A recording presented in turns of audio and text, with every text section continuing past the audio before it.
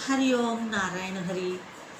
आप सब लोग स्वस्थ हों, व्यस्त हों, मस्त हों, ये मेरा मंत्र है और ये 3 अक्षरों का ही है।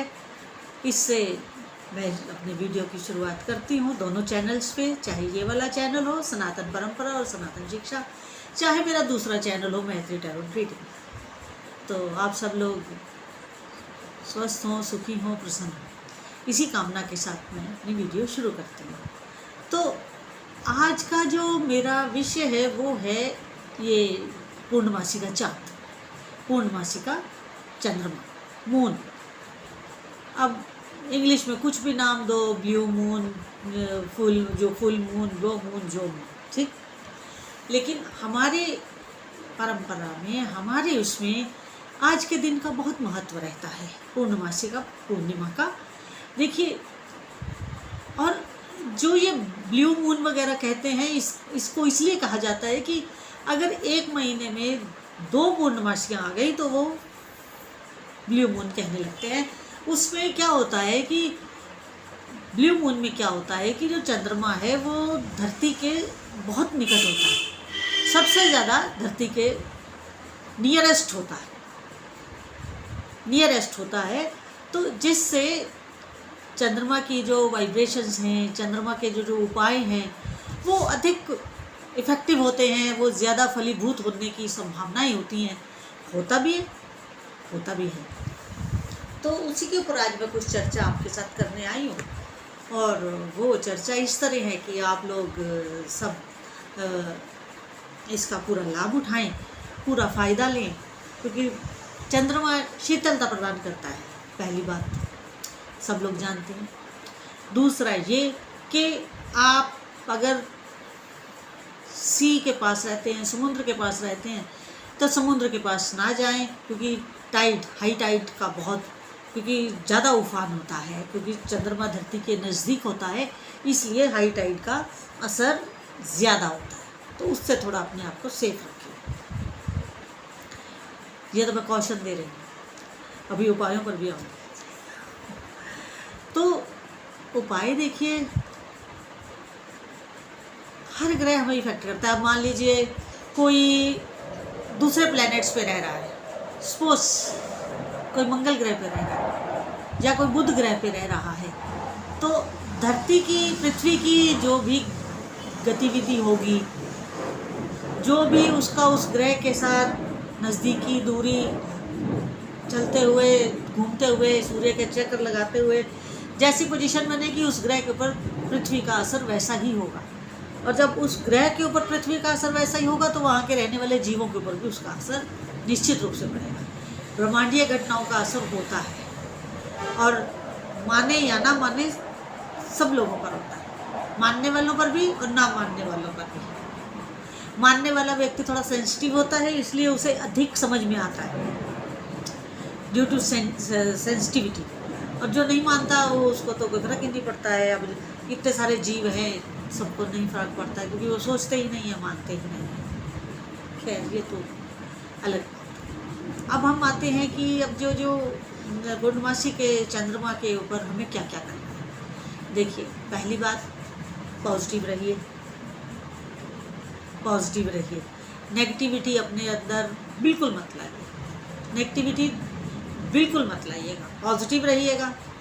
दूसरा ये कि कुछ देर चंद्रमा की रोशनी में ज़रूर बैठिएगा। छत पे जाएं, पार्क में जाएं, आपके बरामदे में जगह हो तो वहाँ बैठें। चंद्रमा का प्रकाश आपके शरीर तक आना चाहिए, उसकी छत्र छाया में बैठिए, चंद्रमा की वॉक करिए। वॉक ऐसे मत करिए कि हाथ में आपके मोबाइल भी है, हाथ में आप मोबाइल चेक करते जा रहे। नहीं, बिल्कुल फ्री होकर के, पॉजिटिव होकर के, मन को प्रसन्न करते हुए, और अगर आपके पास कुछ मंत्र वगैरह है, गुरु मंत्र है, उसका जाप करते हुए चंद्रमा की रोशनी में सैर करिए, टहलिए कुछ समय के लिए, ताकि खुल करके चंद्रमा की रोशनी आपके बॉडी में ऑब्जर्व हो जाए। क्योंकि वो रोशनी नहीं है, उसमें रेज हैं, उसमें बहुत सारी ऐसी पॉजिटिविटी है जो हमारी बहुत सारी शरीर की बीमारियों को भी ठीक कर सकती है, हमें भी हील कर सकती है, क्योंकि पूर्णमासी के चंद्रमा में हीलिंग पावर ज़्यादा होती है, क्योंकि वहाँ पर भी ऐसे रसायन हैं, ऐसे वो सब कुछ हैं जिनकी वो रेज जब हमारी बॉडी पर पड़ती है। अगर मैं साइंटिफिकली बताऊँ, अगर वैसे कह दूँ तो लोग कहेंगे अरे चंद्रमा तक तो हमारा चंद्रयान-3 चला गया। हाँ, चला गया है, सब जगह जाएगा और भी आगे जाएंगे हमारे। लेकिन जो एक ज्योतिषीय जो हिसाब है, अब धरती की अपनी एक ग्रेविटेशनल पावर है, सूर्य की अपनी, उसकी चंद्रमा की अपनी है, दूसरे ग्रहों की अपनी है, तो उनमें कुछ ऐसी खनिज हैं, कुछ ऐसी पावर है, कुछ ऐसी उनमें रेज हैं जो जब हमारे शरीर को मिलती हैं तो उससे हमें लाभ होता है। दूसरे ग्रहों पर रहने वालों के लिए अर्थ में से जो रेज निकलती होंगी वो उनके लिए फ़ायदेमंद होंगी। आप इस तरह समझिए, क्योंकि गिव एंड टेक पूरी नेचर में चल रहा है, तो ये गिव एंड टेक यहाँ भी चलता है। एक तो आप चंद्रमा की रोशनी में अपने आप को बैठाएं, टहलें, प्रसन्न होकर के बैठें, मोबाइल को एक साइड पर रख के बैठें, और उसके बाद एक कांच की बोतल लीजिए, उसमें पानी भर के चंद्रमा की रोशनी में रख दीजिए रात भर के लिए। सुबह सूर्य उदय से पहले उस जल को उठा लीजिएगा। सूर्य की रोशनी उसमें नहीं पड़नी चाहिए, क्योंकि सूर्य गर्म है और चंद्रमा शीतल है, और चंद्रमा की रेज को फिर सूर्य की रोशनी समाप्त कर देगी। अफर्मेशन करिए, अफर्मेशन करिए, जो आप चाहते हैं वो करिए। और अगर आपके पास ऐसी फैसिलिटी है कि जैसे चंद्रमा की रोशनी में आप बैठे हुए हैं, तो आपके पास इलेक्ट्रिसिटी है, आप ट्यूब लाइट या कोई भी लाइट जला करके बैठ सकते हैं, तो आप पाठ करें, ललिता सहस्त्रनाम का पाठ करें, त्रिशती का पाठ करें।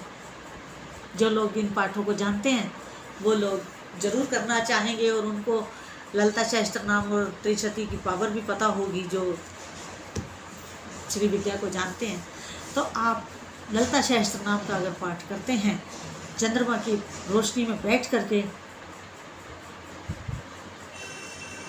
तो मानिए कि आप कितने पावरफुल हो जाएंगे। वैसे पाठ करने में और चंद्रमा के प्रकाश में बैठ करके, उसमें छत्रछाया में बैठ करके पाठ करने में कई गुना फल का अंतर आ जाता है। उसको करिए, क्योंकि मैं खुद भी करती हूँ, आप भी करिए, आप भी करिए। जब जब पूर्णमासी आए, जब जब पूर्णिमा आए, चंद्रमा की रोशनी में बैठ करके आप पाठ करें, जाप करें और अफर्मेशंस करें, जल को अभिमंत्रित करें, और कई तरीके के और पाठ हैं, जाप हैं जो चंद्रमा से रिलेटेड भी हैं, और हमारी जन्म कुंडली में भी अगर कुछ ऐसा दोष है तो वो भी दूर हो जाएगा। तो मैं आपसे आज यही कहने आ रही थी। और भी बहुत सारे उपाय हैं, लेकिन इतने तो करिए, अगली बार और उपाय बता देंगे आपको। अब अभी तो इतना करिए, क्योंकि ये उपाय भी बहुत पावरफुल हैं।